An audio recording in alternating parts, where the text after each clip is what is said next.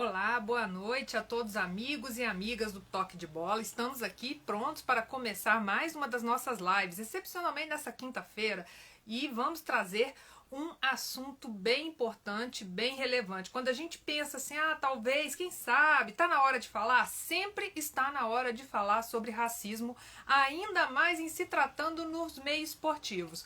O caso mais recente nós tivemos ontem, vamos abordar isso também.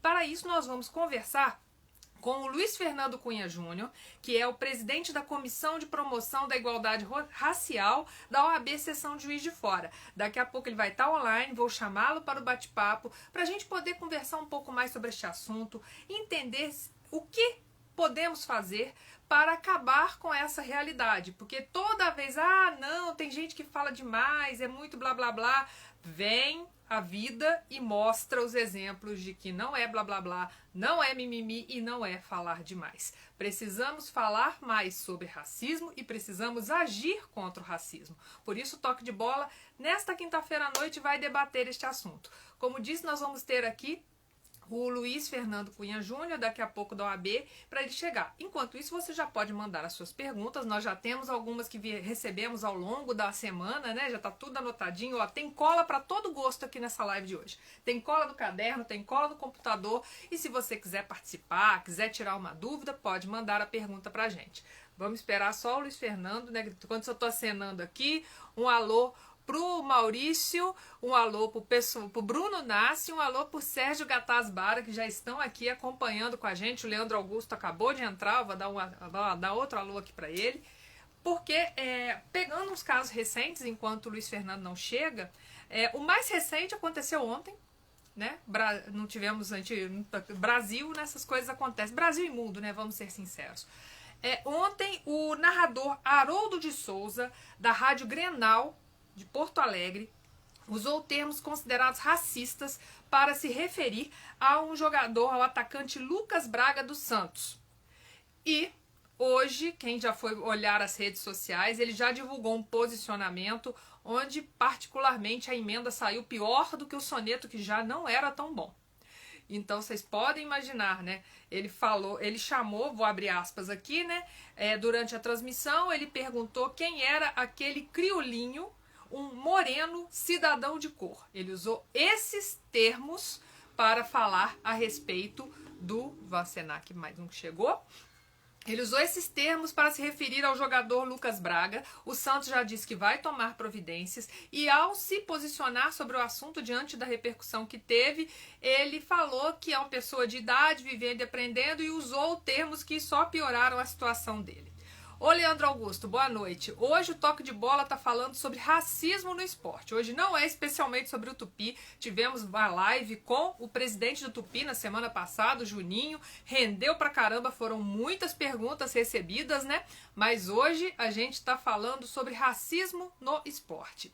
E também, né, os casos mais recentes, por exemplo, outro caso que teve atualização hoje foi o caso do Gerson contra o Ramírez. Aquele caso que aconteceu em dezembro, ou seja, parece muito longe, mas não foi tão longe assim.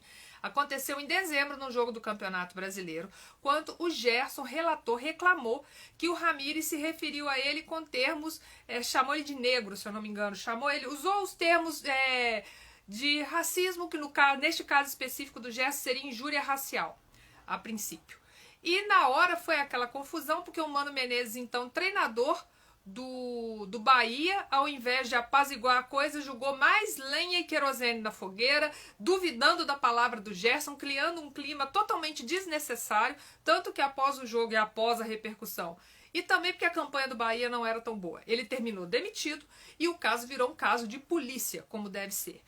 Nós tivemos essa semana duas atualizações. A primeira no STJD, que estava previsto que todo mundo, os envolvidos, tanto o Ramírez quanto o Gerson, prestassem depoimento nesta quarta-feira. O Ramírez e o Mano Menezes prestaram o depoimento.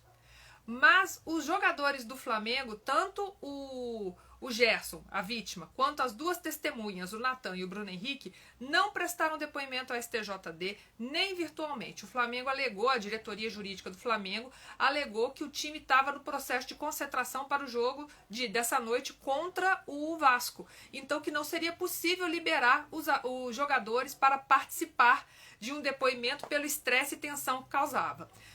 Então agora o caso o relator do caso é o Maurício Neves Fonseca, o relator do caso no STJD, tem até 11 de fevereiro para divulgar o parecer dele.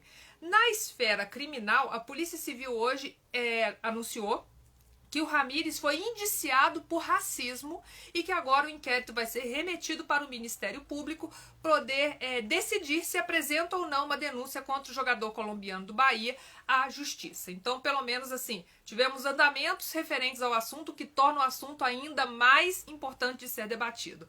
O Luiz já chegou, vou chamar ele aqui para o nosso bate-papo, né, para a gente poder falar sobre o...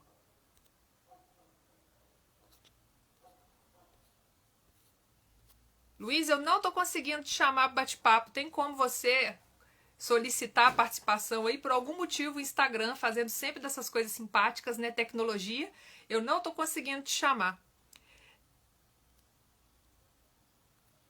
Acho que agora vai.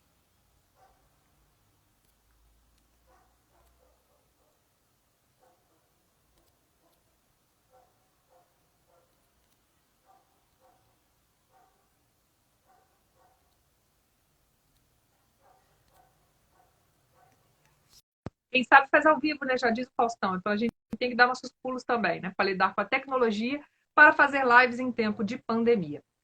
E o assunto, como eu disse, ó, Luiz aí. Oi, Luiz! Oi, Roberta, tudo bem? Boa noite. Tudo bom? Boa noite. Conversamos muito por telefone e finalmente a gente está se vendo, né? Finalmente, a hora chegou, né? Agora é a hora. Ó, gente, é a primeira live do Luiz e a minha primeira live pelo Toque de Bola. Então estamos estreando hoje. Perdoem qualquer coisa, sabe como é, né? De primeira viagem assim, a gente já tem que fazer os ajustes. Mas hoje eu já conversei, né? Conversei com o Luiz antes para fazer o convite. Hoje, de novo, conversamos sobre esses assuntos, né, que vamos debater aqui hoje. E antes de você chegar, Luiz, eu estava só atualizando aqui os casos do Gerson, né, especialmente o caso do Haroldo de Souza, narrador da Rádio Grenal, para destacar como que é um assunto que pensa assim, ah, não, gente, não precisa discutir isso não, tá falando demais. Pelo contrário, precisamos falar e agir contra o racismo, né? Boa noite. Suas primeiras palavras aí ao pessoal que está acompanhando a gente aqui no Toque de Bola. Obrigado, Roberta. Agradecer ao pessoal da equipe do Toque de Bola pelo convite, agradecer a todos os presentes. Realmente, racismo hoje em dia é um assunto que está muito em voga, né? Um assunto que está sendo levado para os grandes debates, nos grandes palcos, mais recentemente. Mas a gente que convive diretamente com ele, que está ligado diretamente, a gente vê que esses casos, como o do Gerson, como o do radialista Haroldo, são a ponta do iceberg, que tem destaque, tem proporção, mas o número de casos é assustador. O racismo ocorre a todo momento, todos os dias, em todos os lugares. E é sempre bom a gente ter essa consciência, esse entendimento, para que a gente possa acabar com esse mal. Um dos que hoje assolam, né, a sociedade fortemente no Brasil. E nesse caso, né, foi até o que a gente já conversou e agora vai poder debater aqui, o esporte mais uma vez se tornando um microcosmo da nossa sociedade, né? A gente não pode falar que não, isso só acontece ali ou só acontece cá. As coisas estão interligadas, né? O esporte no Brasil é uma coisa muito forte, que tem muita adesão popular, e ele é um recorte do que é a nossa sociedade hoje. A sociedade brasileira, infelizmente, ela é sim racista, ela é machista, ela é homofóbica, e muitas vezes isso fica muito exacerbado durante as práticas esportivas, né? A gente sabe que o futebol, principalmente, como o maior expoente do país, é um esporte popular que alcança todas as pessoas e que, infelizmente, ela reflete hoje os entendimentos, os pensamentos das pessoas que convivem, né?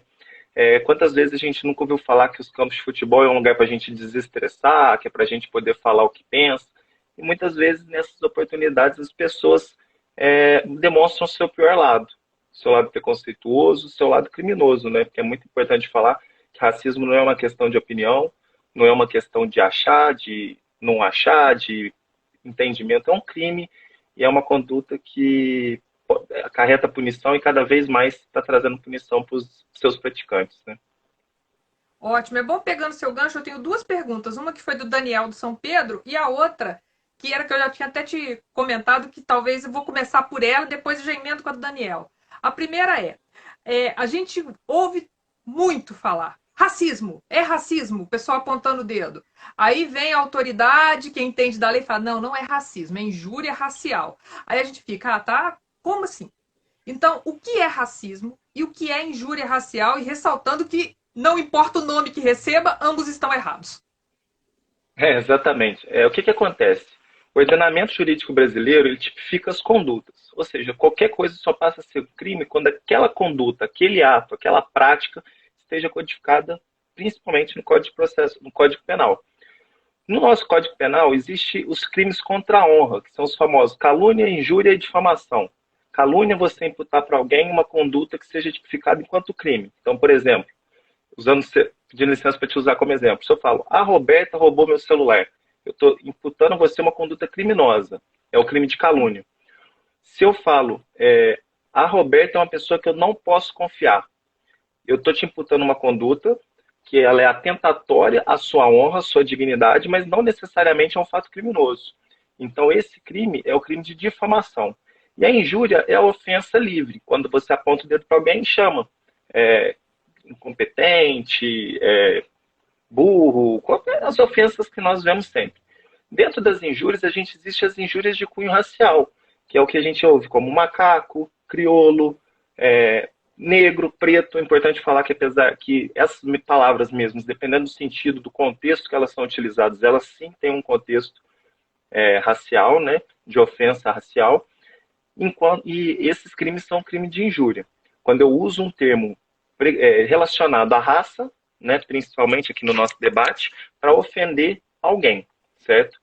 Enquanto o crime de racismo é um crime contra a coletividade. Um exemplo assim abstrato é uma empresa falar, não contratamos preto. Você está ofendendo todas as pessoas pretas ou negras de maneira geral. Então, são dois crimes tipificados separadamente, né?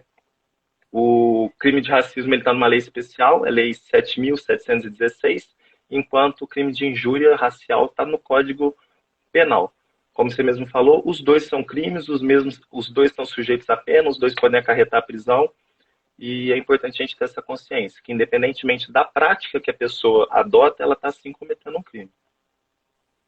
E aí eu vou pegar esse gancho e entrar aqui, que é colas, né, no computador. A gente tem cola para tudo quanto é lado aqui. É cola no caderno, é cola e post-it, então é beleza. E lembrando, né, gente, que a gente está promovendo esse debate aqui, tem que agradecer os nossos patrocinadores, né? Olha a colinha. O pessoal do Plasc, da Santa Casa, o projeto Cidadão Consciente da Hiperol Embalagens e o apoio do pessoal lá, especialmente do Marcelo Pedretti, da equipe dele, que estão preparando boas novidades do serviço da Claro na cidade. Afinal de contas, é um debate, como a gente já vem falando, é um debate importante. Muita gente qualifica como mimimi, como chatice, mas a gente tem que continuar a ser chato até que essa página fique realmente para trás.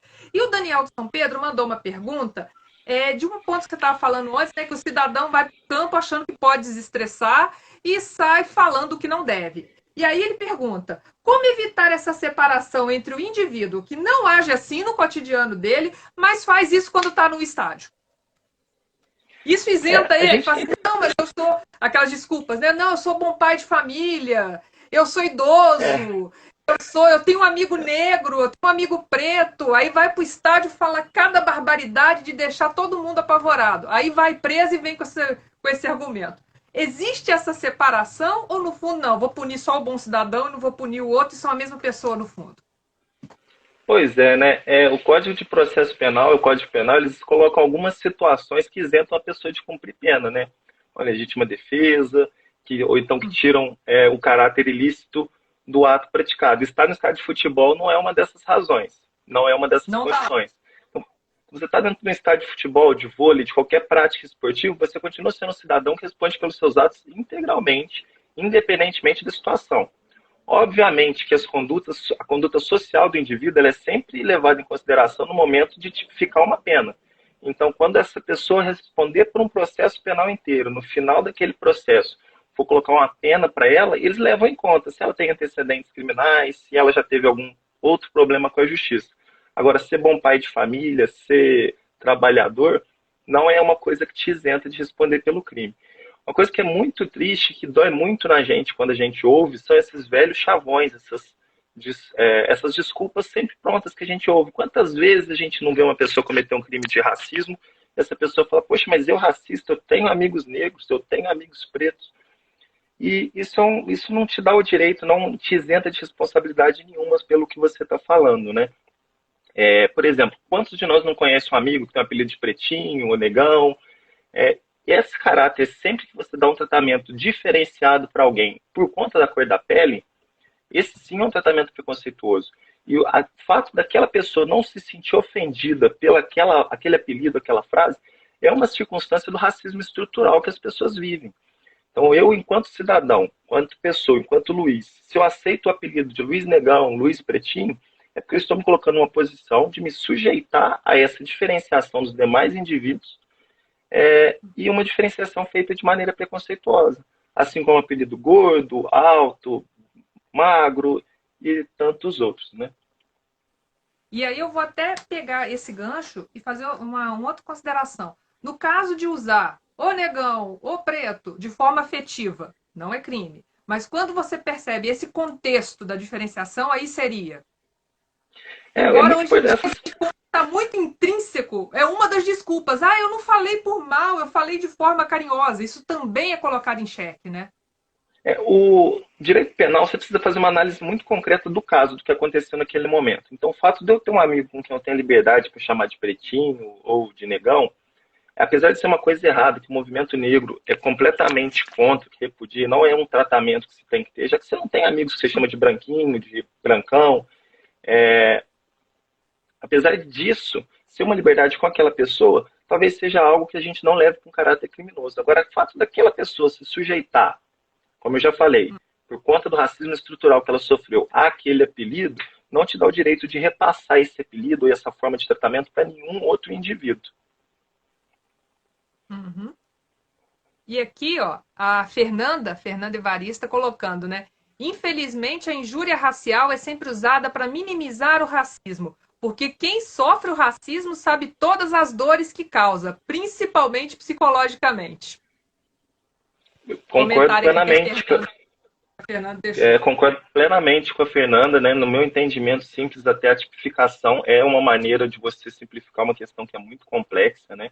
Porque quando você está ofendendo um negro, você está ofendendo toda a coletividade. Então, todo crime de injúria racial é indiretamente um crime de racismo, que você usa daquele entendimento global, enquanto sociedade, enquanto a raça específica daquele cidadão, que outras várias pessoas também têm, para poder ofender aquele cidadão. Concordo plenamente, estou muito feliz na colocação dela. E a Marise Baesso, jornalista, mandou várias perguntas. Então eu vou começar a distribuir as perguntas aqui que a Marise mandou. E a primeira que ela faz, Luiz, é a seguinte. Você acha que os casos de racismo, injúria racial, né, no futebol e em outros esportes, pelo Brasil e pelo mundo, têm ajudado a dar visibilidade a esse crime e a reduzi-lo, ou tem repercussões assim momentâneas e acaba não tendo resultado de fato? Pesando os prós e os contras, estamos. Eu acho que um pouco dos dois. É muito difícil a gente poder escolher se isso tem um resultado como um todo ou se isso é uma coisa esporádica. Se a gente for parar para pensar, quando uma pessoa famosa, com repercussão, com voz ativa, sofre um crime de racismo, aquilo causa uma comoção muito maior do que em relação a outras pessoas. Quando o Gerson, jogador do Flamengo, dentro de um jogo do Campeonato Brasileiro, dentro do Maracanã, ele para a entrevista coletiva, dentro de um dos maiores veículos de comunicação do país, para falar que foi vítima de racismo, é para mostrar para as pessoas, você mostra para muito mais pessoas que isso acontece, que isso está existindo.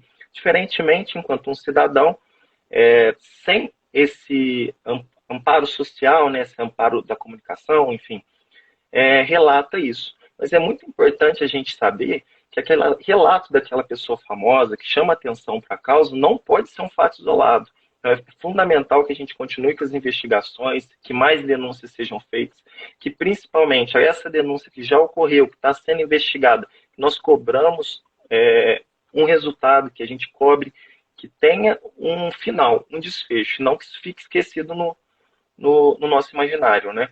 E até aguardar a próxima ofensa, até aguardar o próximo caso isolado, né? Porque, embora dê a visibilidade, né, a gente já viu assim, quando vai puxando de memória. Eu peguei 3 casos recentes, que foi esse do Haroldo, que foi ontem, literalmente mais recente que isso, pelo menos até agora, não chegou aqui. O caso do Já Gerson, deve que ter foi em algum, dezembro, só não chegou.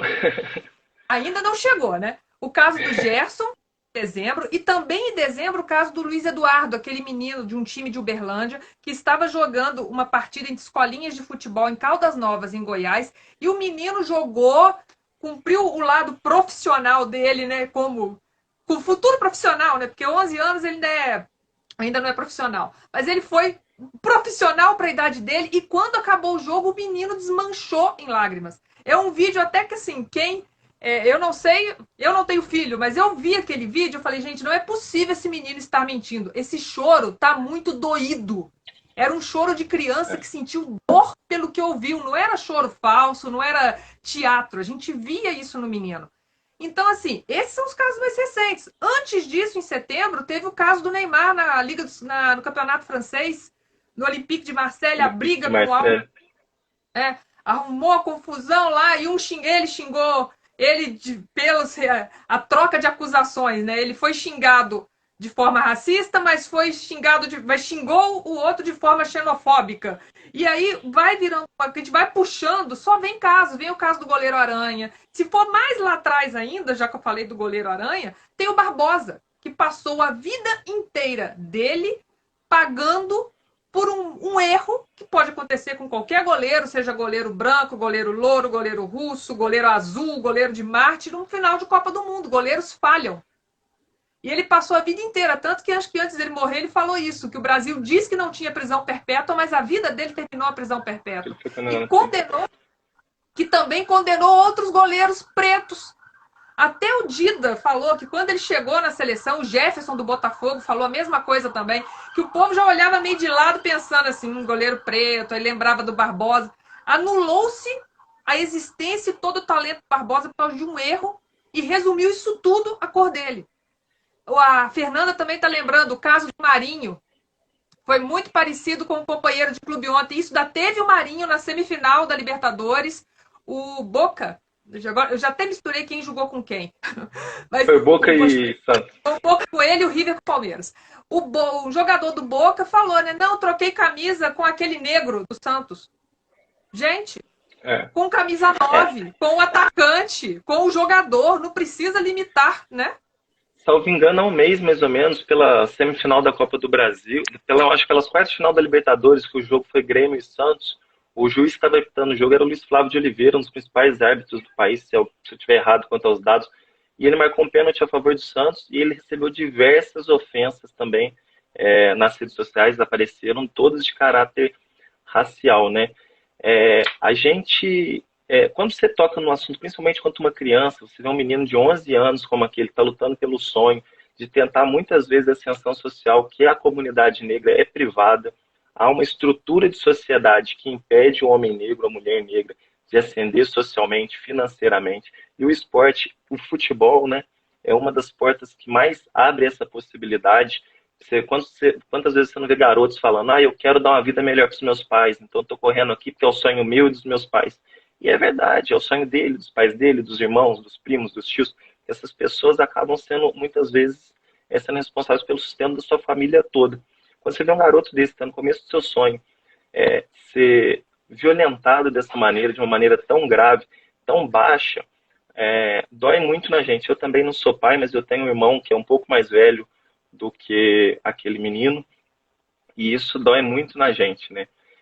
Quanto ao caso do Neymar, é importante sempre a gente falar que o fato dele ter respondido xenofobicamente o zagueiro espanhol não exime ele de responsabilidade pelo crime que ele sofreu, né? Não exime o espanhol de responsabilidade pelo crime que ele cometeu. Então, nesse caso, seria feita uma análise separada dos dois casos, podendo acarretar sanções para um e para o outro. É importante também a gente só fazer uma separação, Roberto, de que nesses casos, principalmente na cultura esportiva, a gente precisa saber que tem as punições, as avaliações, as investigações administrativas e as de caráter penal.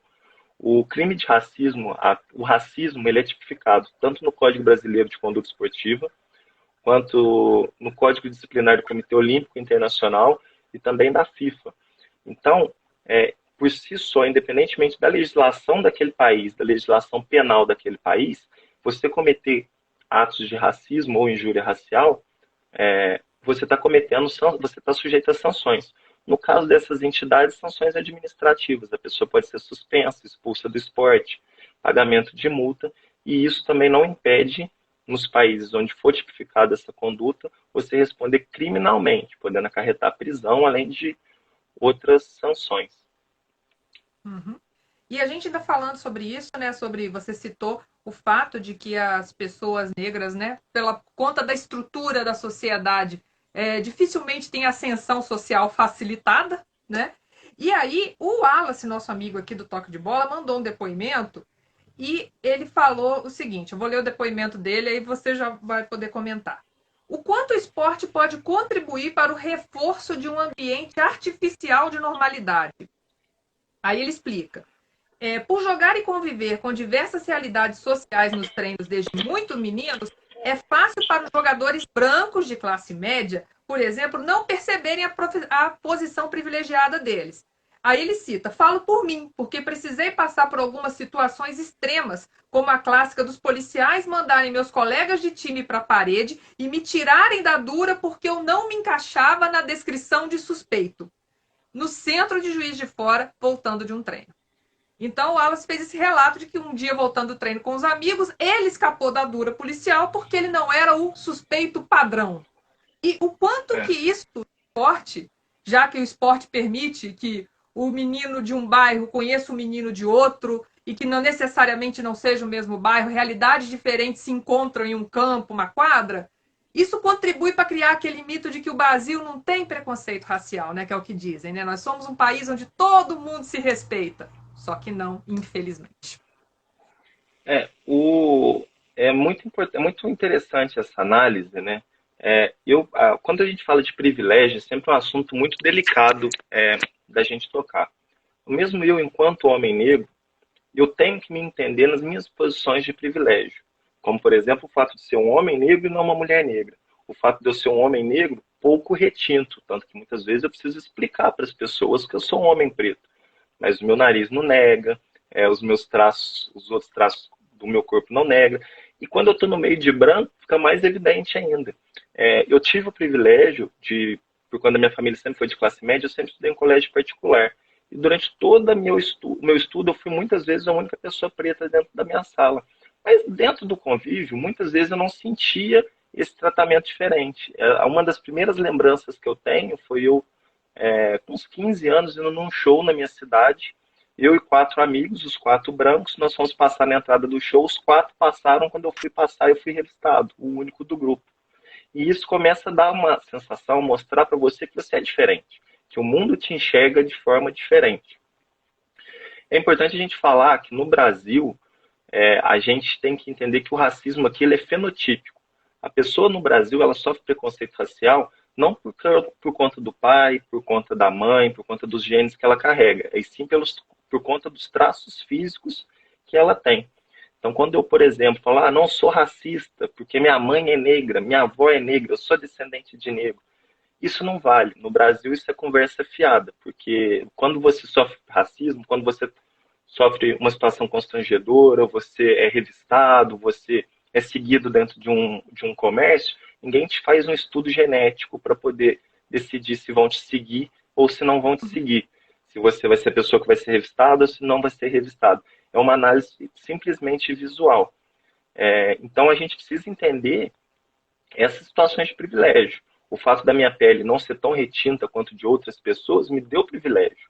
Então, ela me dá a oportunidade que essas pessoas não têm. Agora, o fato de eu não sofrer situações extremas como alguns já sofreram, não quer dizer que isso não existe. Isso dá uma impressão utópica do mundo, né? A gente que está no dia a dia, que convivemos em sociedade, e o esporte é um facilitador disso, né, integrar diversas pessoas de diversas classes sociais, a gente sabe que não é bem assim.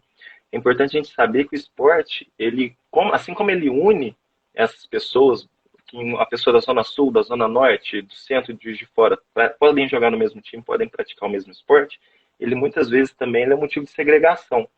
A gente sempre ouve falar que natação, atletismo, até na conversa nossa fiz essa brincadeira, que falam o corpo do homem negro é mais apto para correr, por isso que tantos africanos ganham maratona. E não é. Eu, particularmente, não tenho conhecimento genético para falar sobre as diferenças físicas. Mas o homem africano, ele é expoente na maratona porque o atletismo é um esporte barato. Ele só precisa de um tênis, muitas vezes nem disso. Tanto que muitos só vão ter tênis para treinar a corrida quando eles se profissionalizam. Enquanto que para você ser nadador, você precisa ter uma piscina. Muitas vezes essas pessoas não têm água nem para poder beber. Então, como que elas vão poder nadar nessa água, né?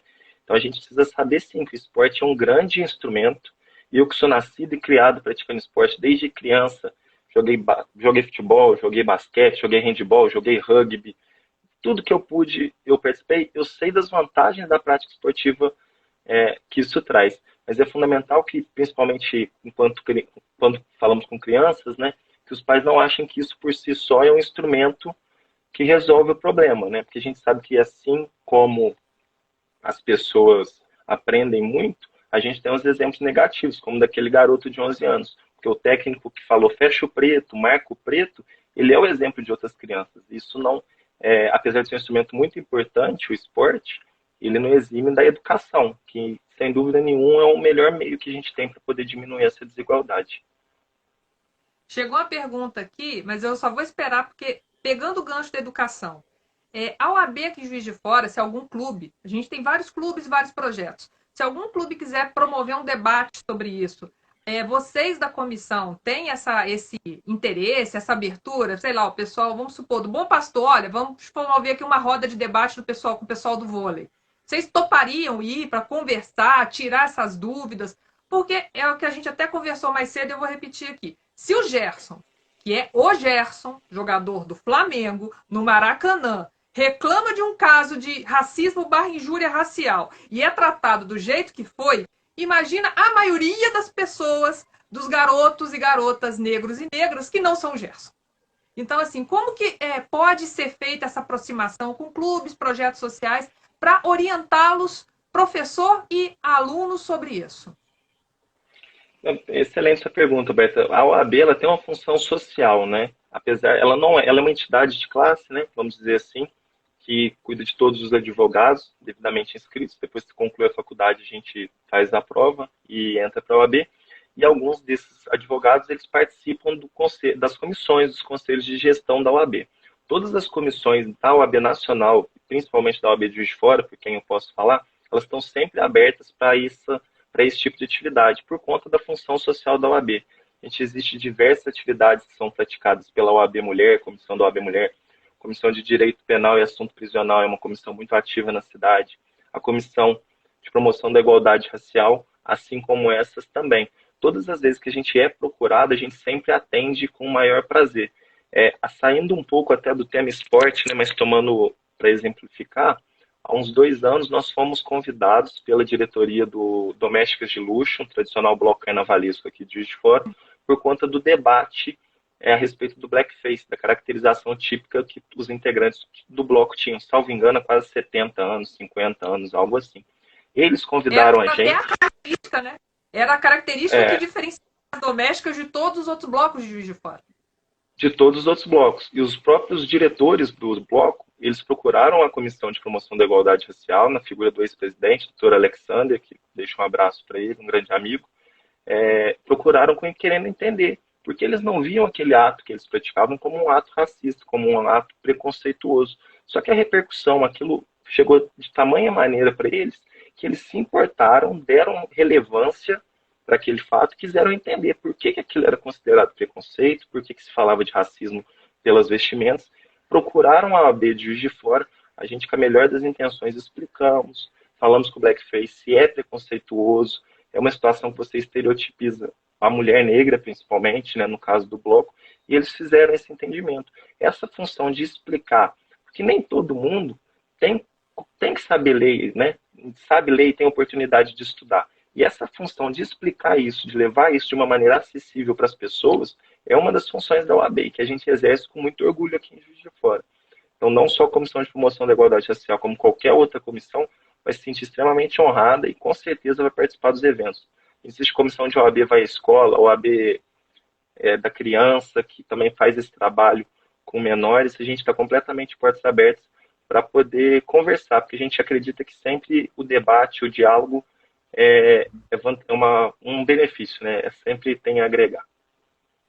Então, ó, fica a dica aí, o pessoal que coordena, que trabalha com clubes, com projetos sociais, que queira debater esse assunto, levar esses esclarecimentos, pode procurar aí o pessoal da OAB. O perfil da OAB no Instagram é @OAB Juiz de Fora. Juiz de Fora por extenso, né? JF não. Então entre em contato lá que eles orientam qual comissão vai poder fazer esse trabalho com vocês. E sobre o racismo, o Luiz Fernando já está aqui. É bom que depois a gente converse de futebol, mas pro fim eu vou perguntar isso para ele. E aí, Luiz Fernando, primeiro chegou outro comentário aqui, a Fernanda mandou mais um. Quando fui assessora do Tupi, cheguei a ter meus erros creditados à cor da minha pele, com a frase tinha que ser preta ou essa neguinha tá se achando. Ah, Fernanda, no dia que a gente for debater como o jornalismo e o esporte tratam as mulheres, eu quero você participando, porque nós vamos ter muito assunto, Fernanda. Não só por você ser uma mulher preta, mas por você ser uma mulher no meio esportivo, né, Luiz? Com certeza, né? A gente sabe como que o meio esportivo, futebol principalmente, é um meio machista, né? Além de todos os outros, mas é onde o machismo, sem dúvida nenhuma, aflora. Ser mulher no país não é difícil, ser mulher preta é muito mais complicado. Uhum. E aqui, a pergunta, até já te fiz essa pergunta mais cedo, é bom que já estava até na pauta para a gente fazer ela de novo, né? Juiz de Fora já registrou, vocês estão acompanhando ou já acompanharam algum caso de racismo formalmente no esporte? Então, Roberto, o que acontece? Formalmente, nunca chegou uma denúncia para a OAB, para a Comissão de Promoção da Igualdade Racial, a respeito de um incidente ligado a esporte.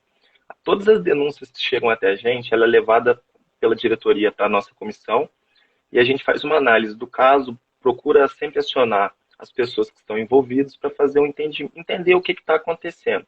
Assim, é bom deixar claro que a OAB, infelizmente, a gente não pode prestar assessoria enquanto advogado privado para essas pessoas em nome da OAB. Se você foi vítima de racismo ou de injúria racial e você procurar a OAB, você não vai estar ganhando um advogado.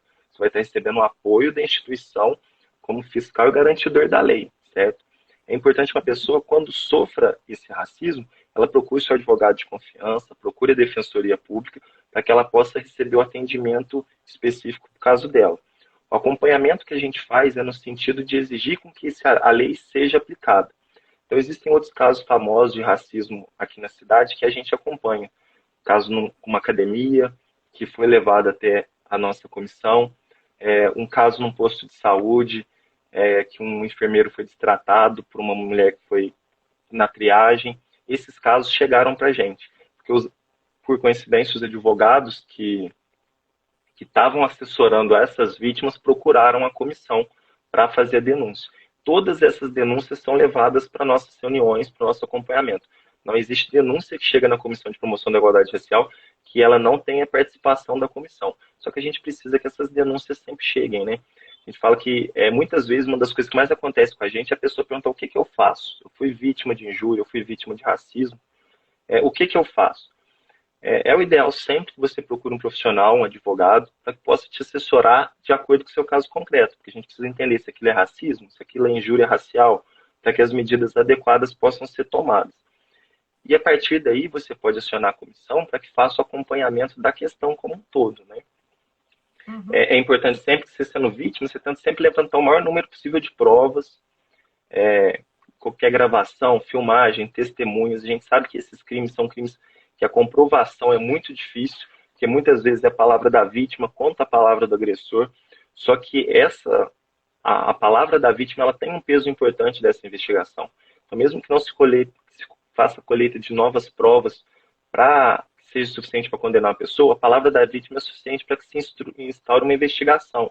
na Polícia Civil, e a Polícia Civil tem competência suficiente para poder levantar as provas necessárias, para fazer a investigação do caso, para verificar se houve o crime e qual crime foi, para que possam ser tomadas as medidas. E junto com o advogado, procura a polícia militar ou a polícia civil? Ou polícia federal, dependendo, né, do caso, porque cada uma tem uma atuação, né? A gente sempre fala que o ideal é sempre você procurar o seu advogado, porque ele vai poder te orientar de acordo com aquela situação. É importante registrar a ocorrência, porque é um meio de prova, é um documento que serve como prova. Então, se procura um posto da Polícia Militar, faz o registro do boletim de ocorrência. Mas isso não é uma obrigatoriedade. Se procurando seu advogado, você tendo as provas suficientes para demonstrar aquilo, ele vai te orientar para tomar a medida adequada. Porque aí a diferença de Polícia Federal, Polícia Militar ou Civil já entra numa questão muito técnica que, assim, não acho que venha a questão do debate. Foi vítima de uma violência, é importante sempre você levantar o maior número possível de provas. Registre um boletim de ocorrência e procure o seu advogado de confiança. E assim, o fato de não ter uma denúncia formal de um caso de racismo no esporte Juiz de Fora não significa que está tudo bonito, está tudo bem, tudo maravilhoso, né? Não, com certeza não, né? A gente sabe que a pessoa que é vítima de racismo, ela não sofre racismo uma vez, ela sofreu pela vida toda dela, ela continua sofrendo. Muitas vezes, quando ela sofre o racismo, ela entende que ela tem muito mais a perder se tocar aquele processo, se ela denunciar, do que se ela deixar aquilo para lá. E o fato de não ter nenhuma denúncia formalizada que tenha chegado até o nosso conhecimento, com certeza não serve como prova de que não existe racismo em Juiz de Fora. Infelizmente, a nossa sociedade é uma sociedade muito preconceituosa. Uhum. E aqui, vou pegar outra pergunta da Marise. Ela pergunta o seguinte: faltam campanhas mais acirradas e permanentes feitas pelos clubes? O Bahia, por exemplo, fez em 2019 a campanha Dedo na Ferida no Dia da Consciência Negra, que não teve a mesma repercussão entre outros clubes. Faltam vontade, falta seriedade, as injúrias são tratadas como mimimi pelos próprios colegas. Então, assim, os clubes às vezes fazem campanha, né? No Dia da Consciência Negra tá todo mundo lá, hashtag Black Lives Matter, tudo bonitinho. E o próprio Bahia, o jogador que está acusando, que o Gerson acusou, é um jogador do Bahia. Ele é colombiano, joga no Bahia, e o Bahia ficou naquela saia justa, porque ele mesmo tem uma postura muito ativa nas redes sociais. E a gente já viu isso, sim, pegando o Bahia como exemplo, mas já viu isso com vários outros clubes, porque, infelizmente, o racismo acontece em qualquer jogo, pode estar, o racismo e a injúria é passível de acontecer em qualquer jogo, com qualquer time. Então, faltaria talvez os clubes deixarem de ver isso mais como marketing e mais como uma educação, uma conscientização interna? Com certeza, Roberto, sim. É até um ponto que a gente tocou um pouco atrás, né, a respeito do caso do Gerson, né, se isso seria um expoente, se isso seria benéfico, se isso não seria. Esses atos, esses gestos, esses movimentos, Black Lives Matter, a gente falar do Black Lives Matter é legal, é importante, é imponente. Quando a gente fala vidas negras importam, aí já é mimimi. Primeiro que mimimi é um termo que é absurdo, assim, eu acho que qualquer debate que você tenha, qualquer pessoa que traga essa expressão, para mim é motivo de encerrar debate, assim, para ser educado, para ser gentil. Porque você falar isso, você simplificar uma dor que dói no outro, né? A falta de empatia do ser humano. Quando no mês de novembro, a gente sempre brinca que é o mês da consciência negra, chove convites para a gente participar, de eventos, participar de entrevista, de palestra ali nas escolas, e a pena é que isso se concentra no mês de novembro. Isso mostra que, infelizmente, esses atos, quando praticados, são muito mais por interesse social, midiático, do que por uma intenção realmente de solucionar problema. Porque a gente sabe que educação é fundamental para a solução. A educação acaba com o racismo, acaba com a violência, acaba com a homofobia. Agora, isso tem que ser um projeto, não um fato isolado. O que você precisa para resolver esse problema é política pública, é um planejamento. Por exemplo, né, a população brasileira hoje é formada por 55% de pretos e pardos. E eu não tive 55% dos meus médicos pretos e pardos, eu não tive 55% dos meus professores pretos e pardos. Só que o meu irmão, na minha escola, eu não lembro de ter tido um professor preto, na verdade tive um. O meu irmão já teve mais. Isso é um resultado do sistema de cota, que foi uma política que foi implantada no país há alguns anos e que vem surtindo efeitos. Ela é perfeita? Não é perfeita, tem diversos problemas.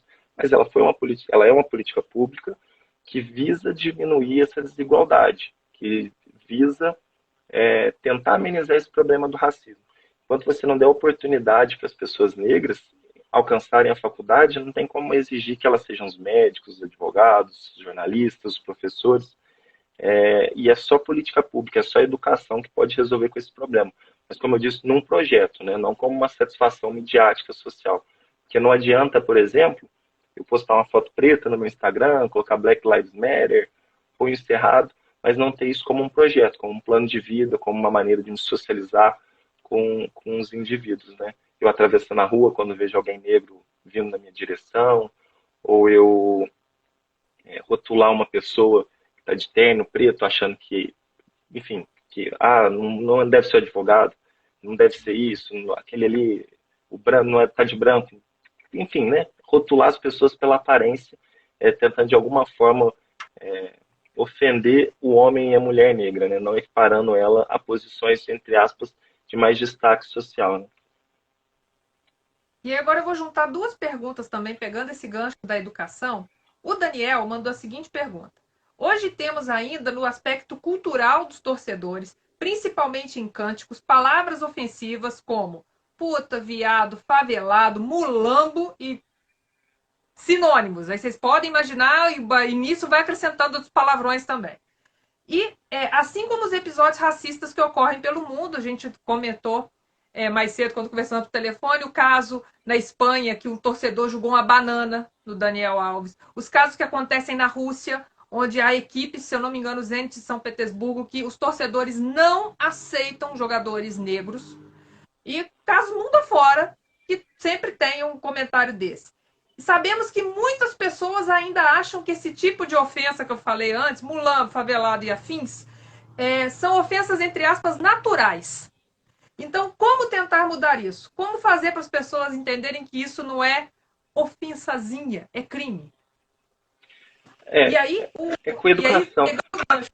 A Marisa acrescenta: as punições aos racistas no esporte têm sido feitas à altura?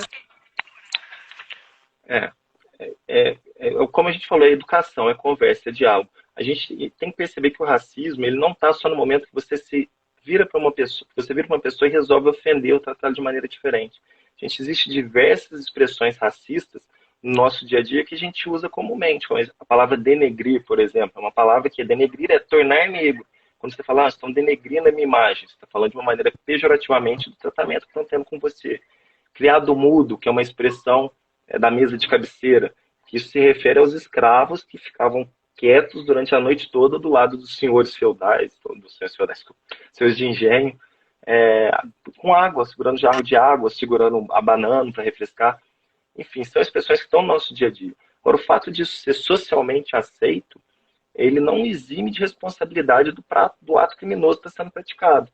É importante a gente entender que escravidão já foi socialmente aceito, o nazismo foi um movimento socialmente aceito, a sociedade mudou, os debates estão mudando, estão evoluindo. É importante a gente ter essa consciência, entender, se não entender, respeitar, mas isso não exime ninguém de ter que cumprir com a sua obrigação com o próximo. Ou seja, a gente volta no ponto, tudo começa e passa pela educação, né? E aí,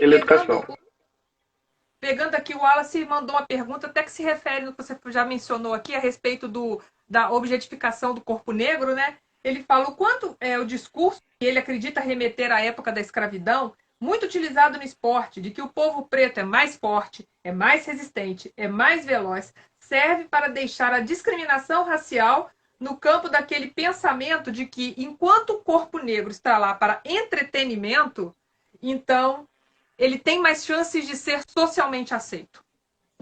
Isso é um dos grandes males que tem dentro da nossa sociedade, né? Quando a gente fala que o homem negro ele é mais forte, o homem negro ele está mais apto para atividade física, você está fazendo um recorte social da época da escravidão, onde a única utilidade que se dava ao homem negro, a única oportunidade que se dava ao homem negro era para trabalhos braçais. Isso é um grande absurdo, né? A gente vê grandes pensadores, cientistas, todos, muitos deles homens negros, né? é importante sempre a gente também diferenciar de que inteligência, estudo, não são a mesma coisa, né, gente? Existem pessoas que não tiveram um grau de escolaridade alto, mas que são pessoas extremamente inteligentes. Tem uma inteligência de vida, uma inteligência social, que faz qualquer mestrado, PhD, deixa no chinelo, né? Deixa É a relativista. sabedoria. A A pessoa já tem, sabedoria popular. aprendeu a sabedoria da vida, né? É, isso é uma estereotipo. E quando a gente fala, o homem negro, a mulher negra, isso é você estar estereotipando. É a mesma coisa quando vira para um homem negro. Eu, por exemplo, sou um homem preto, adoro samba e não sei sambar, não sei tocar instrumento nenhum. E muitas vezes as pessoas já chegam para mim e falam, toca isso aqui. Eu falo, não sei, eu falo, você não sabe como. Isso é uma alimentação da estrutura racial, do racismo estrutural. E a gente sabe que existe também um racismo recreativo, né? Que existe, que tem aqui no Brasil, que é a mulher negra que muitas vezes não servia para casar, mas servia para você se relacionar furtivamente. O homem negro que é objetificado. Isso faz parte de um dos grandes males, né? Assim como racismo estrutural, racismo institucional, esse racismo recreativo. E assim, a gente falou muito de expressões, de xingamentos, mas gestos também contam como racismo, né? No caso, até comentei mais cedo, eu vi um jogador de algum esporte, algum atleta, que é obrigado pelo norma a raspar o cabelo. Tem um cabelo afro bonito, um black power maravilhoso, mas aí tem que raspar por determinação de sei lá o quê. Isso também é uma forma de racismo, não é? Qualquer tratamento que você dá diferenciado para uma pessoa, por conta da raça dela, você está dando um tratamento racista, né? Já chegou casos para mim, enquanto advogado, não pela comissão, mas de atuação, de uma mãe que a filha dela recebeu uma notificação em casa do professor pedindo para a criança ir com o cabelo preso para a aula, porque atrapalhava a coleguinha de trás de enxergar. Todos esses gestos são gestos racistas, são completamente passíveis de punição. A gente tem que entender que as ofensas, o Código Penal ele não tipifica a verbalização da ofensa. Essa ofensa pode se dar de maneira passiva, de maneira silenciosa, ou simplesmente por associação. Existe já tipificado, né, o crime de racismo e de injúria racial, e a jurisprudência, né, que são as decisões dos tribunais iguais, já falam sobre o crime de apologia ao racismo. Por exemplo, o movimento skinhead. Então você não precisa necessariamente ofender um homem negro, você não precisa ofender uma mulher negra, seja com gestos ou com palavras. A pessoa que se posiciona como skinhead por ser de cultura racista está fazendo um crime de apologia ao racismo, que, entre aspas, foi criado através da jurisprudência. Assim como, por exemplo, governos como Ku Klux Klan, nazismo, fascismo e todos esses outros, né? Uhum. E outra pergunta, a gente conversou mais cedo também, né, falando eu te falei a respeito dessa objetificação do corpo negro. Eu assisti uma vez um documentário que mostrava o treino do Usain Bolt. Na época que ele estava, eu não lembro se ele estava se preparando para vir para o Rio ou para a Olimpíada anterior de Londres. Era uma coisa absurda. Então, assim, ao você reduzir isso ao fato de ser um homem negro, um corpo biologicamente preparado para o esporte, apaga todo o treinamento, todas as escolhas que ele fez ao longo da vida dele, pegando o Bolt como exemplo, mas serve para qualquer outro atleta, todas as escolhas que ele fez de optar pela carreira, de se esforçar, de abrir mão de aspectos da vida focado em obter uma medalha, um título, para resumir no, ele tem um corpo bom para isso. Acaba nisso também. O negro ele sofre muito isso, né? Todas as dores, todas as questões dele são sempre diminuídas em relação ao todo. Você fala, o Bolt nasceu para isso, o Pelé nasceu para isso. Você está falando sempre, o Lewis Hamilton nasceu para isso. Você está exatamente menosprezando, diminuindo toda a dedicação, todo o esforço, todo o trabalho que ele tenha para alcançar aquele lugar. Posso garantir para qualquer pessoa, sem o menor medo de errar, que para o Bolt chegar no primeiro lugar, ele trabalhou muito mais do que qualquer pessoa branca que chegou no mesmo lugar que ele. Lewis Hamilton trabalhou muito mais do que qualquer outra pessoa, outro piloto branco que chegou no mesmo lugar que ele. É muito engraçado, eu que gosto, como eu falei, eu sou muito de esporte, também gosto um pouco de Fórmula 1, quando surgiu o Michael Schumacher, a gente ouvia sempre fazer comparação dele com o Senna. Não, o Michael Schumacher já passou Ayrton Senna, não passou Ayrton Senna. E havia um debate. Quando se falou do Lewis Hamilton, o povo falou, não tem um cabimento esse debate, essa comparação não existe. A única coisa que faz essa comparação não existir é o fato do Lewis Hamilton ser negro. Eu posso achar o Senna melhor, você pode achar o Hamilton melhor, não tem problema nenhum. Agora, achar que não se pode discutir isso, que não se pode ter essa dúvida, é um gesto sem dúvida nenhum, que é alimentado pelo racismo que a gente vive. Eu gosto muito, eu fui presidente do time de rugby aqui de Juiz de Fora por muitos anos, então um abraço a alguns amigos do JF Rugby na live, então um abraço para eles. E um filme que mostra muito essa situação de entendimento do negro, do branco, é um filme sobre rugby que chama Invictus, que conta a trajetória do Nelson Mandela. Não sei se você teve a oportunidade de assistir. É a seleção sul-africana se preparando para o Mundial de Rugby no país, na época do auge do apartheid. O Mandela tinha acabado de assumir a presidência do país. Exatamente. Eu não só ouvi o filme, como eu li o livro. Maravilhoso, né? O livro é maravilhoso. O Nelson Mandela tinha acabado de assumir o país, ia ter a Copa do Mundo de Rugby, e o time era mais ou menos, né, vamos ser sinceros, o time não era estava entre os favoritos, mas não tinha muita chance de título, e os próprios negros da África torciam contra o time de rugby, porque o rugby era o esporte branco elitista. E entre os convocados para a Copa do Mundo tinha um jogador negro, apenas um. Não era o melhor, ele era reserva, e aquele cara tá ali no meio daquelas pessoas brancas, e o trabalho foi feito pelo Nelson Mandela em cima disso, trouxe a população, fez o garoto negro de periferia que via aquele homem ali no meio deles, começar a ver que ele era um daqueles, que aquilo ali era o país dele, que aquele ali era o povo dele, e criar essa identidade social, essa identidade coletiva em relação a eles, que acaba sendo um dos grandes problemas da população negra, falando pelo Brasil, né? O autoconhecimento, né? A pessoa se colocar enquanto negro. A gente fala que não existe você falar a respeito de gene, de pai, de mãe, e que por isso eu não sou racista. Mas isso te traz sim o sangue negro. Então você ter esse entendimento, você saber das suas origens, você não entrar nesse processo de branqueamento que todo mundo tenta sempre entrar, seja cultural ou seja físico, isso é muito importante sim para acabar também com a barreira que existe na sociedade do racismo. Eu perdi aqui, chegou uma pergunta citando a música do Childish Gambino, a This Is America, que fez esse retrato, né? O clipe faz esse retrato dele passando por vários lugares e mostrando exatamente, falando assim, olha como a gente é bem-vindo para dançar, mas na hora que tem uma coisa, a gente é que é preso. Ou se tem um massacre, a gente é que é morto. Então, assim, é um problema que não tem fronteira, infelizmente, né? Com soluções que podem ser praticadas, mas que ainda não se engrenou como deveria, né? Porque cai nisso. Por um lado, não tem educação. E por outro, como você também mencionou, a gente escuta o caso no início e às vezes não sabe nem como ele termina ou se ele termina, né? Então, se você não vê a punição, a pessoa se sente, não, tô liberada para fazer. Não dá em nada, né? Não dá em nada, né? Então, assim, não dá em nada. Cabe esses dois lados, né? Equilibrar esses dois lados, né?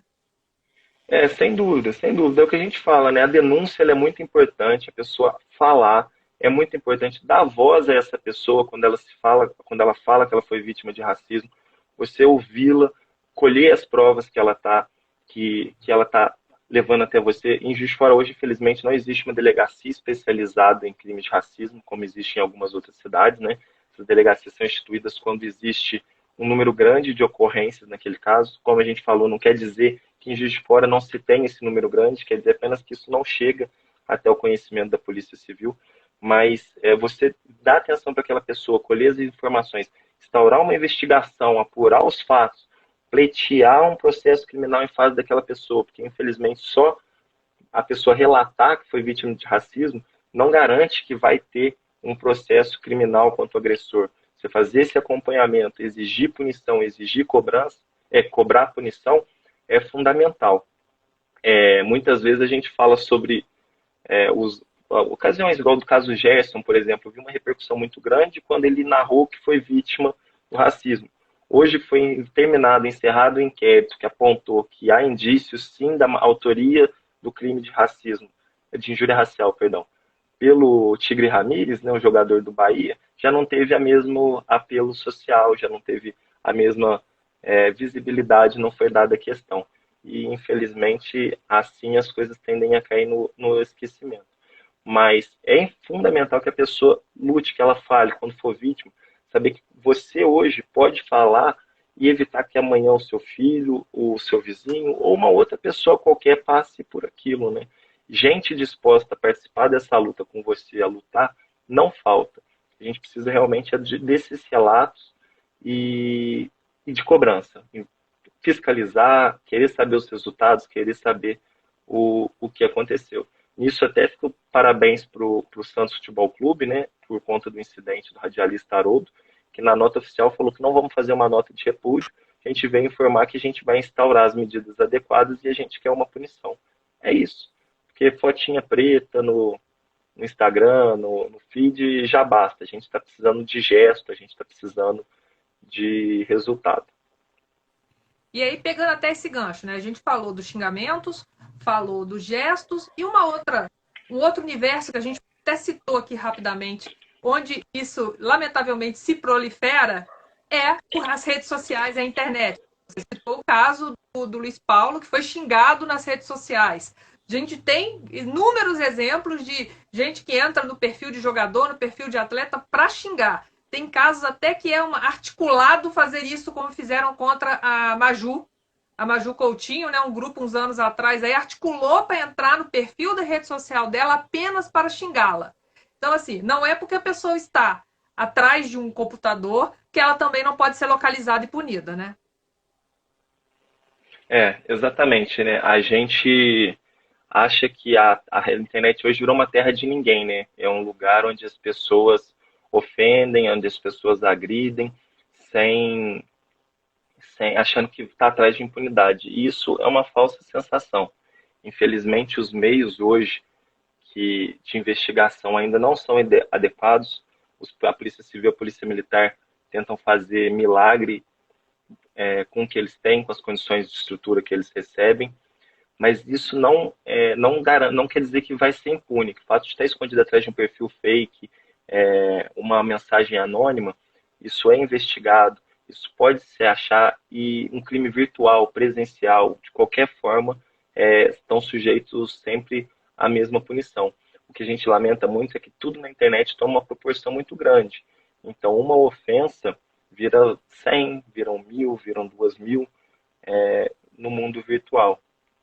E, e é uma pena, né? Uma coisa que serve para a gente dialogar, para a gente tentar trazer um debate para acabar com isso, acaba acentuando muito também o lado contrário. Uhum. E a gente, ó, eu te falei que uma hora passava rapidinho, não falei? Já tem mais de uma hora que a gente tá conversando, você nem viu o tempo passar. Então, para encerrar, o Wallace deixou uma pergunta aqui que eu também vou abraçar essa pergunta. Porque a gente tem muito aquela história de que a palavra educa, mas também o exemplo arrasta. Para mal ou para bem, como a gente citou agora o caso da internet. Se um começar a xingar, vai um monte atrás xingando, achando bonitinho, achando que está impune. Em compensação, quando a gente tem uma pessoa, uma celebridade, um atleta, se posicionando contra o racismo de forma mais pública, né? O God teve ano passado na temporada de Fórmula 1 o Lewis Hamilton, que já é o primeiro negro na categoria, e ele comprou uma briga para fazer a categoria abraçar a causa.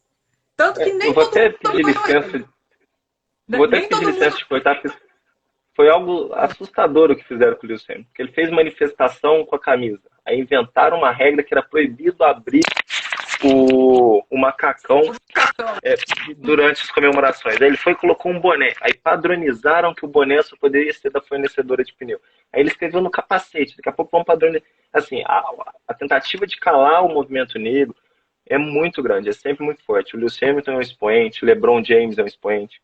O Neymar, no Brasil, quando ele fala, é importante que ele fale, independente das críticas que ele merece ou que ele não merece, enfim, os adoradores ou os haters em relação a ele. Essas pessoas é importante que elas falem, se cobra que elas falem, porque elas têm voz, elas elas são ouvidas, ao contrário da grande maioria da população. E a gente tem também, por exemplo, o Richarlison, que usa as redes sociais dele para se manifestar socialmente. E sobre racismo, ele já se manifestou várias vezes. O Marinho dos Santos também se manifestou várias vezes. Então, assim, nós temos também muito atletas que às vezes eles não se reconhecem como pretos. Até talvez por isso não tem a pele tão retinta, então ele acha, não, se eu não sou retinto, eu não sou preto, eu sou pardo, eu sou quase branco, eu sou, não sei como ele se define. Então, assim, enquanto esse discurso do eu não sou existir, assim, poderia ter mais exemplos, né? Essas pessoas poderiam entender quem elas são, né? E poder participar, porque aí caímos de novo no exemplo. O menino que se inspira no Lewis Hamilton, que pensava, olha, olhava a Fórmula 1, só tinha quê? Gente branca, gente rica, gente que não era brasileira, né? Os brasileiros sempre foram poucos na categoria, se você comparar todo mundo que passou lá em mais de 60 anos. Mas tinha o Ayrton, tinha o Piquet, e agora o menino olha, assim como o Hamilton olhou para o Senna e falou, cara, eu quero fazer isso, hoje um brasileiro pode olhar para o Hamilton e falar, olha, ele parece comigo. Um menino olha para o LeBron, olha para o Neymar, olha para o Jefferson do Botafogo, que é um senhor ídolo, eu falo enquanto botafoguense, é um cara que eu admiro pra caramba, que tá um cara sério, um cara responsável, um cara que nunca se furtou a falar. E, por outro lado, a gente tem aqueles que ainda, por alguma razão, não falam, ou porque não se compreenderam, ainda não se realizaram enquanto pretos, né? E aí, como, Assim, como lidar? Se é que tem uma fórmula é, para lidar. é um processo de entendimento, né? É um processo de desconstrução. Tem um amigo que é professor aqui em Juiz de Fora, num colégio muito grande, que contou para mim que ele estava dando aula, é um colégio particular, aqui em Juiz de Fora, que na sala tinham dois alunos pretos, uma menina e um menino. A menina muito politizada, tinha um entendimento muito grande quanto a situação de mulher negra dela, e o menino não. E num debate que ele estava tendo entre os alunos, o menino falou, não, porque ela, enquanto negra, ela tem que pensar que não sei o que. Aí esse meu amigo, professor, que não é negro, é branco, virou e falou assim, você também é negro. Você também precisa ter esse entendimento, porque isso também tem em você. E o menino olhou espantado. E aí eu posso falar por mim, apesar de eu sempre saber que eu era preto, eu não via os desdobramentos disso diretamente, né? Eu ainda conto com meus colegas de comissão, quando novo, meus amigos me chamavam de Kinder Ovo. E eu achava que era um elogio, porque eu era preto por fora, mas tinha alma branca. E eu sentia que eles estavam me elogiando, que isso era legal. Quando falavam, o Luiz é preto, eu falava, sou preto, mas sou Kinder Ovo. Porque é um processo de aprendizagem, é um processo de evolução que a gente passa, né? E esse entendimento enquanto homem negro, saber das diferenças, saber que isso não me torna nem melhor nem pior do que ninguém, muito pelo contrário, me torna melhor, porque para eu alcançar o que eu alcanço, para eu chegar nos postos que eu alcanço, eu preciso fazer muito mais esforço do que as pessoas brancas. Isso mostra a capacidade das pessoas negras, né? Isso é uma coisa que tem que alimentar o nosso ego.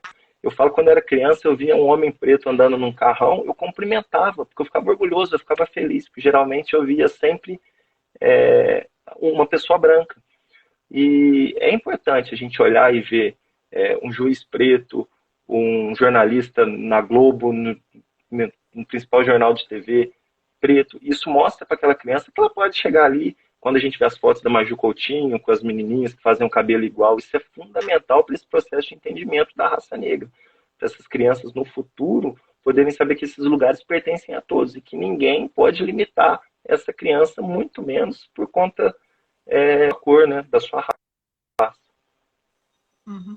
Outro dia eu vi também uma senhora idosa, negra, que mandou mensagem, a filha mandou mensagem para Maju, porque acho que era a filha, não, a neta, mandou mensagem para Maju falando assim: olha, a minha avó te ama porque ela é a primeira, você é a primeira pessoa que ela vê como ela num jornal de destaque. Então, assim, parece pouco, mas não é pouco. Para quem tá lá, não é pouco, né? Então, Um exemplo assim, muito grande que a gente tem é o Pantera Negra, o desenho, a importância que ele tem para as crianças. Eu, por exemplo, nasci e, pois é, eu nasci sem ter um herói com quem eu me identificava. Eu podia gostar mais de um, gostar mais de outro, mas eu não me via naquelas pessoas, não me via representado por aquelas pessoas. Quando a gente vê o Pantera Negra, a gente vê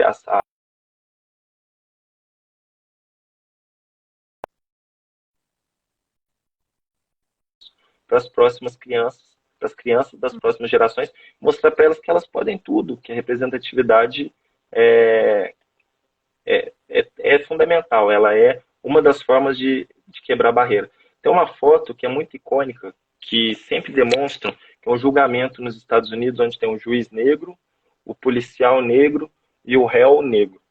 E falam, a cor não define onde você vai, mas os gestos, o que você faz, enfim, algo do tipo. E isso é uma maneira de você tentar simplificar uma questão muito grande, muito mais complexa. Pega 3 homens negros, você não sabe quais são as condições de vida daquelas pessoas, quais foram as oportunidades que aquelas pessoas tiveram, e simplifica como apenas uma questão de esforço, uma questão de mérito, que fez um ser juiz, o outro ser policial, e levou o outro ao banco dos céus. A população negra, ela é uma população mais pobre dentro do Brasil por conta do racismo estrutural, do racismo institucionalizado. Então, qualquer pessoa que está, as pessoas mais pobres, elas estão diretamente mais expostas à criminalidade. Tanto que o homem negro é o homem que mais mata, mas também é o homem que mais morre. E isso é um recorte social que mostra que o debate é muito mais complexo do que uma questão simples de vontade, de esforço e de luta, que você pode alcançar o que você quiser. Quantos de nós não conhecemos, por exemplo, amigos que eram ótimos na faculdade, mas precisaram parar a faculdade porque precisavam trabalhar de dia? E outros que não eram tão bons, mas puderam fazer um inglês, puderam fazer estágio numa empresa boa e hoje estão ocupando bons cargos. Uhum. Chegou aqui do Almeida Saride de novo, perguntando, perguntando, ele comentou, né? Uma vez o jogador Pelé disse que nunca sentiu racismo. Ele está sendo, né, irônico, sincero, ingênuo ou sortudo?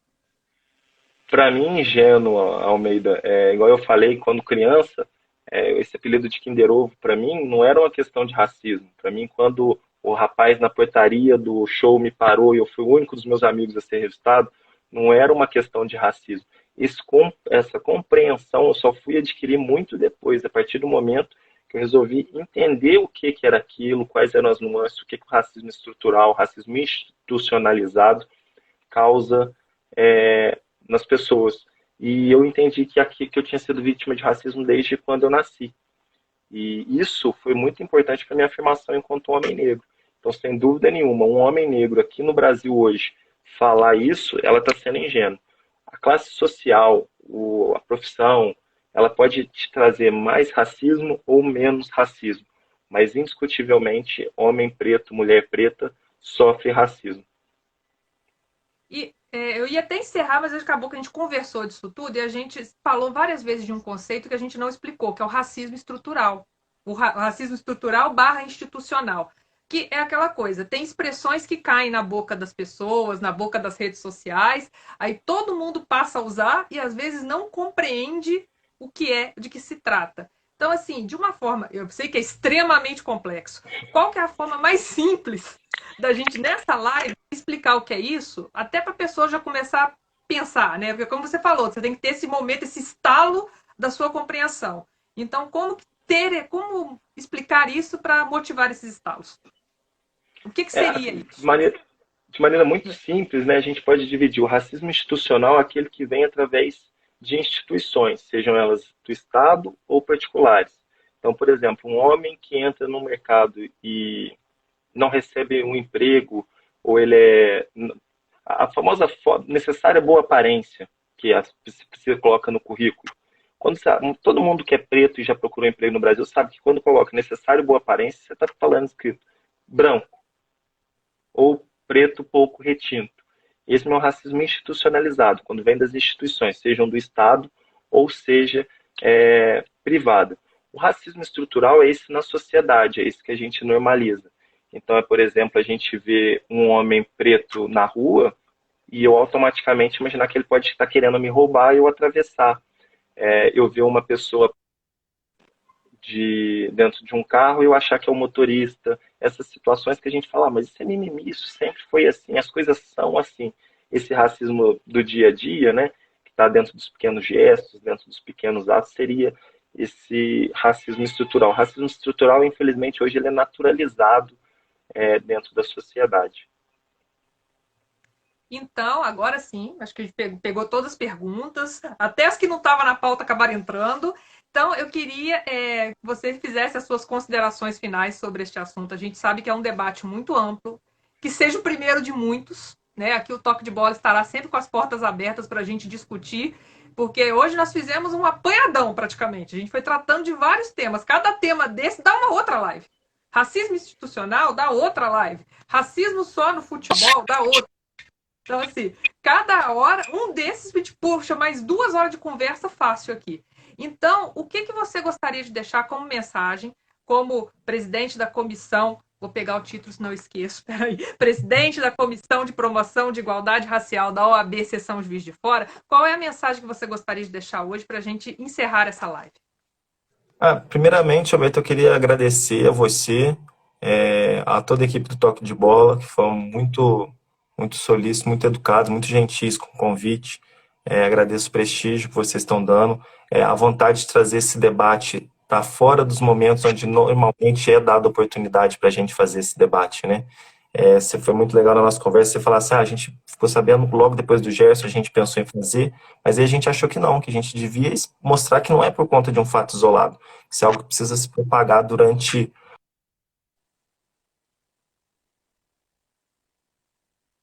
Isso mostra para a gente a importância que foi dada para a questão. E levar essa importância até todos os espectadores, né, todos os seguidores do Toque de Bola, faz a gente acreditar que as coisas podem melhorar. Enquanto a instituição, enquanto a OAB, a gente está sempre de portas abertas para levar o debate, para instruir, para participar dos atos.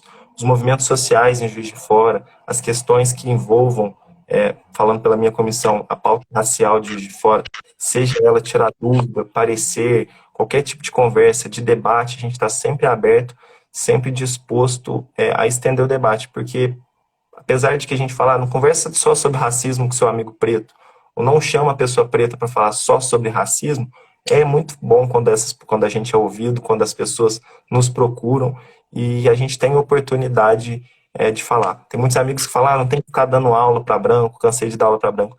Mas de todas as pessoas que estiveram aqui hoje, se uma pessoa sair tocada disso, ela parar de se importar e pensar sobre isso, eu já fico feliz, já acho que valeu a pena. E no mais, agradeço a participação de todos aí e estamos sempre à disposição. Peço desculpa alguma coisa, mais uma vez, como eu falei, não sou muito bom na frente de câmera, não me sinto muito confortável. Prefiro dar uma palestra, falar para 1.000 pessoas no auditório, para mim é muito mais confortável, mas estou sempre à disposição. Tendo oportunidade, vai ser sempre um prazer. Para a gente também, obrigada Luiz Fernando pela sua participação. Lembrando aqui os nossos patrocinadores, o Plasc, a Santa Casa, o projeto Cidadão Consciente da Hiperol Embalagens e o apoio do Marcelo Pedretti da equipe, que estão preparando novidades dos serviços na Clara em Juiz de Fora. Muito obrigado, Luiz Fernando. Você ainda está me ouvindo? Porque a sua imagem sumiu aqui. Não, estou ouvindo, estou ouvindo. Então ótimo. Então, só para fechar, né? Porque a gente falou disso tudo, pensou, não, ó, primeiro, o Luiz Fernando é palmeirense, então ele está vivendo uma semana bastante feliz. Boa sorte para o Palmeiras domingo contra o Tigres lá no Mundial e que continue essa boa onda. E já sabe, precisando, a OAB pode avisar para a gente aqui, Toque de Bola é parceiro e já sabe que se eu vou precisar, talvez a gente volte a conversar mais vezes ao longo do ano para não deixar só esse tipo de debate, de conversa para o dia 20 de novembro, tá, Luiz Fernando? Isso é fundamental, agradeço, vai ser sempre um prazer estar com vocês e em busca do bimundial, Palmeiras contra o Bayern de Munique. Vamos vingar o 7-1 em cima dos alemães. O Marcão tá até sem voz, né? Quando chegar a final, o Marcão vai ter que se comunicar só na escrita, porque ele tá perdendo a voz. Eu estava nesse Obrigada. processo melhorando para domingo e depois para quinta. Obrigada, Luiz Fernando. Boa noite. Boa noite a todos vocês que acompanharam, que mandaram perguntas. Toque de Bola é assim, gente, com lives ao longo da semana. Amanhã tem a tradicional live de meio-dia, onde a gente vai discutir os assuntos que vamos tratar aí no fim de semana. E ó, tem muita coisa para costura, tá? Não é pouca coisa, não. Tem muita coisa no fim de semana acontecendo. E você acompanha tudo com a gente aqui no Toque de Bola. Muito obrigada. Até amanhã, meio-dia. E continue ligado, porque o Toque de Bola não para. Toda hora tem uma novidade. Pode passar lá, www.toquedebola.esp.br ou acompanhe a gente aqui nas redes sociais. A live vai ficar salva no IGTV, para quem quiser. Depois nós vamos colocá-las em outras redes sociais, para quem quiser conferir, quem chegou agora no final, pegou só um pedacinho, ou quem passou no início, para quem quiser assistir toda, quem quiser especialmente compartilhar. Porque é o que a gente discutiu aqui, é entendimento, é compreensão, é assunto, temos que dar esse estalo para a gente evoluir enquanto sociedade e parar de ver essas coisas acontecendo dentro e fora dos aspectos esportivos. Boa noite para todo mundo, tchauzinho, até a próxima.